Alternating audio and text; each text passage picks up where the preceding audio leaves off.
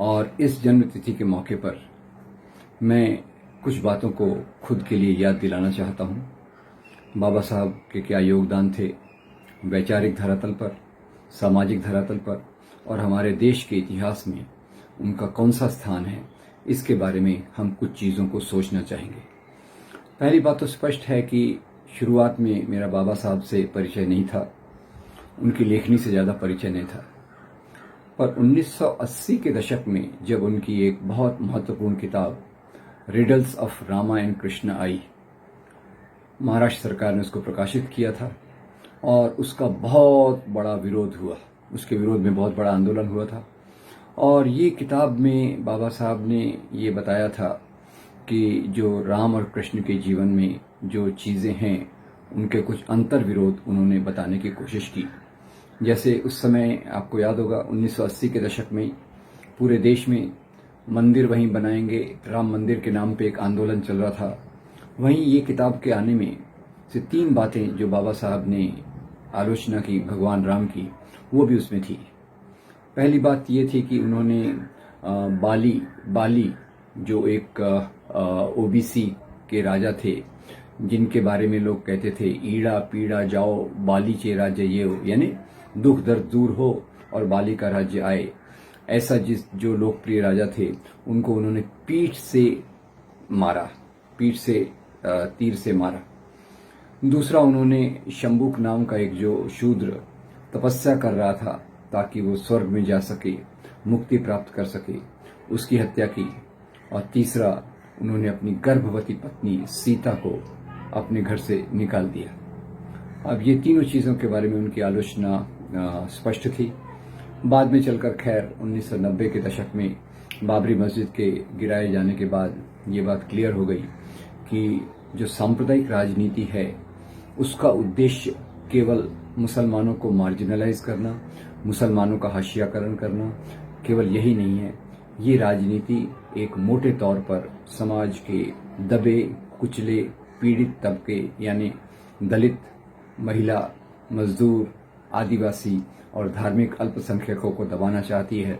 वहाँ से मेरी रुचि बाबा साहब की लेखनी में बढ़ती गई और मैंने जैसे उनकी रचनाओं को पढ़ना शुरू किया, एक बात क्लियर हो गई कि आज़ादी के आंदोलन में जितने भी नेता हुए, सबसे पहली बात तो ये कि बाबा साहब उस समाज से आते थे जिसको शिक्षा पूरी तौर से वंचित थी, और यही बाबा साहब ने उस दौरान में सबसे अधिक शिक्षा प्राप्त की, सबसे अधिक डिग्रियां प्राप्त की, और भारतीय समाज की हर एक समस्याओं को उन्होंने जड़ से छूने की कोशिश की।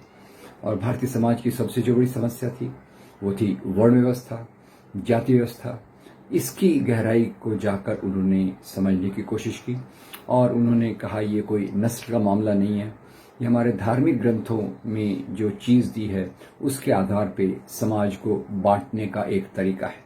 ये श्रम का विभाजन नहीं, श्रमिकों का विभाजन है। और उसमें वर्ण व्यवस्था के जो अत्याचार थे, वर्ण व्यवस्था, जाति व्यवस्था के कारण जिन लोगों को शिक्षा से, शक्ति से, संपत्ति से दूर रखा जाता था, उसके मूल में जाके बाबा साहब ने उस पूरी बात को विस्तार से कर दिया। खैर, ये बातें उन्होंने विस्तार से की और प्राचीन भारत के इतिहास में बाबा साहब के समझने का जो योगदान है वो हमेशा अमूल्य रहेगा। उनकी किताब हु वेर द शूद्रास हो, जिसमें उन्होंने बाकी बातों के अलावा ये भी लिखा है कि कैसे वैदिक काल में बीफ खाया जाता था और बाद में कैसे ब्राह्मणवाद ने गाय को अपने पवित्र इसके रूप में स्वीकार कर लिया। तो ये उनकी किताब एक तरफ है। और इस प्रकार की उनकी रचनाओं को अगर आप देखें तो रचनाओं का अंबार लगा हुआ है। उनके पत्र, उनके लेखन, उनके निबंध, उनकी किताबें मूल रूप से एक शोध के आधार पे भारतीय समाज के प्रत्येक पहलू पर एक अध्ययन करती हैं, उसके बारे में हमको विस्तार में बताती हैं। तो खैर, उन्होंने आने के बाद जितनी बहुत सारी डिग्रियां प्राप्त करने की, डीएससी, डीलेट, ये सब डिग्रियां प्राप्त करने के बाद जब यहाँ आए तो उनके साथ कितना बुरा बर्ताव हुआ वो हम सब जानते हैं। तो उन्होंने ये देखा, एक तरफ तो समाज के लिए सोचना, चिंतन करना, रिसर्च करना, लिखना, अखबार निकालना, उसके माध्यम से समाज तक एक संदेश ले जाना, दूसरी तरफ से समाज की तरफ से आंदोलन। और यहाँ मैं रेखांकित कर दूं कि बाबा साहब अहिंसा के रास्ते पर चलकर उन्होंने सभी आंदोलन किए।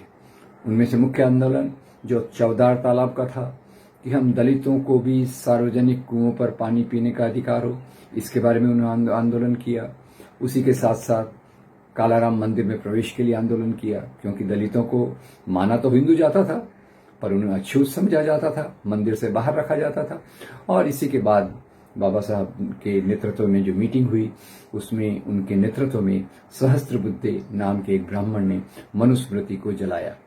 मनुस्मृति को जलते समय बाबा साहब ने यही सोचा होगा कि मनुस्मृति में शूद्र और स्त्रियों की गुलामी के कानून दिए हैं, ये कानून मुझे मंजूर नहीं है, इसलिए इस प्रकार के मूल्यों को मैं स्वीकार नहीं करूंगा। खैर, बाद में चलकर उन्होंने इंडिपेंडेंट लेबर पार्टी बनाई और उसके बाद जितने संघर्ष रहे, उन्होंने पूरी कोशिश की कि ब्रिटिश प्रशासन में दलितों को पूरा जगह मिले, सेना में उनको जगह मिले, ताकि उनके समाज में प्रगति हो सके। और ये इसी कारणों से बाद में खैर एक उनके बारे में कंट्रोवर्शियल वो पूना पैक्ट के बारे में भी बात की जाती है कि पूना पैक्ट में महात्मा गांधी ने उन्हें एक प्रकार से मजबूर किया वो पैक्ट साइन करने के लिए। पर बात कुछ और थी, क्योंकि महात्मा गांधी नहीं चाहते थे कि देश का आगे बंटवारा हो। एक हिंदू मुसलमान का बंटवारा तो अंग्रेजों की नीति के कारण हो रहा था, और हिंदू दलित इनके बीच में बंटवारा न हो, इसलिए गांधी ने वो पूना पैक्ट के आधार पे सेपरेट इलेक्टोरेट के बदले रिजर्व कॉन्स्टिट्यूएंसी यानी पृथक निर्वाचन क्षेत्र के बदले आरक्षित निर्वाचन क्षेत्र, और इसी के साथ साथ समाज की बाकी चीजों में उनको एक आरक्षण मिले, ये उसकी सिग्नेचर थी। इसके बारे में भी आज बहुत सारी भ्रांतियां हैं। पर मैं इतनी बात बता दूं कि ये जो सब इसी के साथ साथ जब बाद में भारत आज़ाद होने को था, भारत आज़ाद हुआ, तो दो बातें मुख्य रूप से आई। तो एक तो जो पहली कैबिनेट बनी, उसमें जवाहरलाल नेहरू जो प्रधानमंत्री थे, उन्होंने बाबा साहब अम्बेडकर को लेबर मिनिस्टर के रूप में, लॉ मिनिस्टर के रूप, लॉ के काम के रूप में लिया। और साथ ही साथ जो कॉन्स्टिट्यूएंट असेंबली संविधान सभा बनी, उसमें ड्राफ्टिंग कमेटी की जिम्मेदारी, अध्यक्षता बाबा साहब को दी गई। ये दो चीजें उनके जीवन के बारे में बहुत महत्वपूर्ण है। और खैर, जब उन्होंने हिंदू कोड बिल की ड्राफ्टिंग की तो बहुत सारे दकियानूसी लोग उनके विरोध में खड़े हो गए। उनमें से बहुत सारे लोग आज जो जिसको हिंदू राष्ट्र कहते हैं उसके समर्थक थे, उन्होंने इसका पूरा विरोध किया। दुखी होकर बाबा साहब ने कैबिनेट से इस्तीफा दे दिया।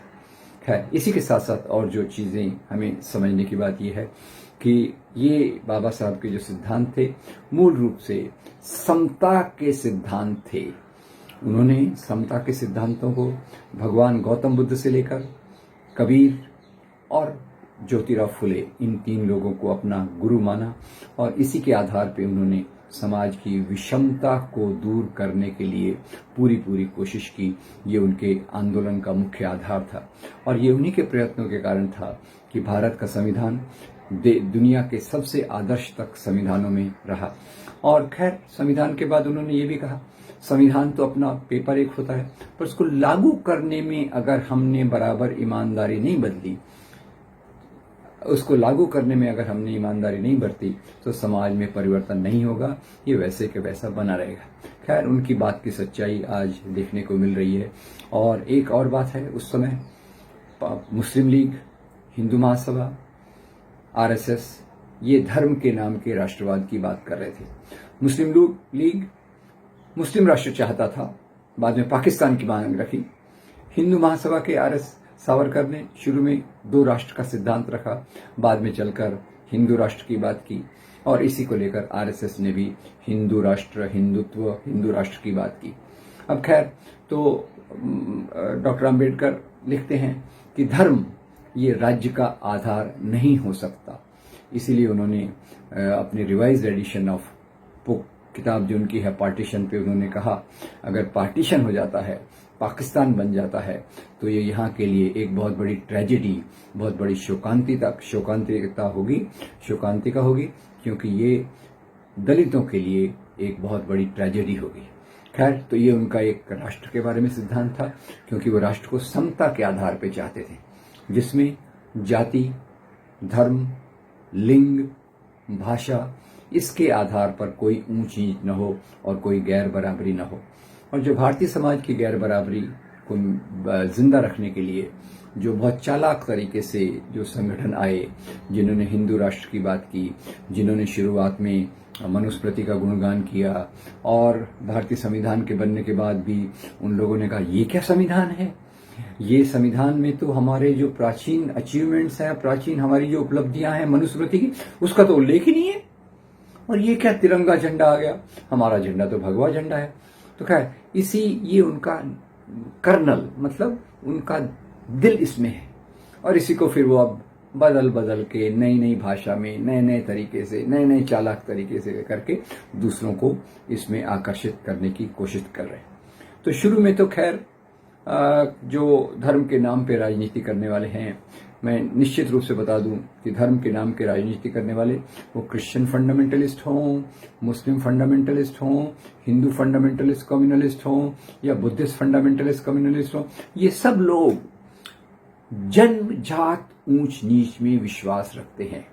जन्मजात ऊंच नीच किसका? एक जाति का, वर्ग, क्लास, कास्ट का, और दूसरा लिंग का, पुरुष और स्त्री की गैर बराबरी को ये मानते हैं। उसके आधार पर ही इनकी पूरी राजनीति चलती है।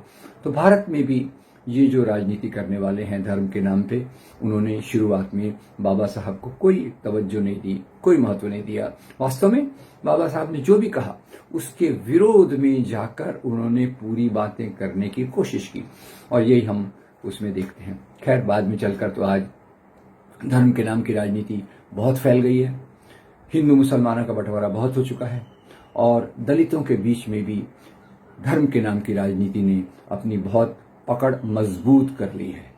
कहीं वो रामविलास पासवान, रामदास आठवले, उदित राज, चिराग पासवान जैसे लोगों को अपने अंदर संभाल लेती है, समाहित कर लेती है, उनको कुछ मिनिस्टरशिप्स दे देती है।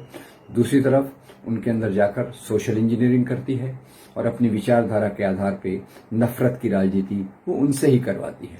जबकि ये विचारधारा के बनाने वाले अपने घरों में सुरक्षित बैठते हैं, गरीब, दलित, आदिवासी, मजदूर, इनके हाथ से ही हिंसा करवाई जाती है।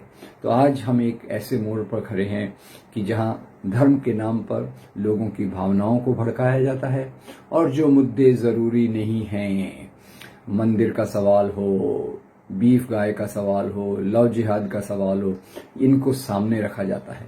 और जो हमारे मुख्य सवाल हैं, जिसके बारे में बाबा साहब ने कहा, दलितों का समाज में इज्जत, रोटी कपड़ा मकान और डिग्निटी, ह्यूमन राइट्स, इन चीज़ों को साइड में रखा जाता है।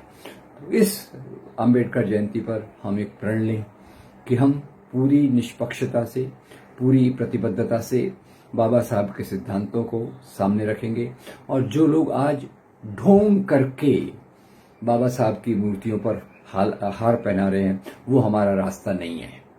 कई लोग जो धर्म के नाम की राजनीति में विश्वास रखते हैं, वो आज बाबा साहब को बहुत हार पहना रहे हैं और बाकी कुछ कर रहे हैं। पर इतना बता दूं कि बाबा साहब के विचारों में जो मुख्य चीज है, समता की, स्वतंत्रता की और बंधुत्व की, ये विचारों को एक अहिंसक तौर पर सत्याग्रह के माध्यम से समाज में सामने ले जाना, यही बाबा साहब की शिक्षा का मुख्य आधार है, जिसके आधार पर हमें एक नए भारत का, अच्छे भारत का निर्माण करना है। आपका बहुत धन्यवाद। Thank you very much.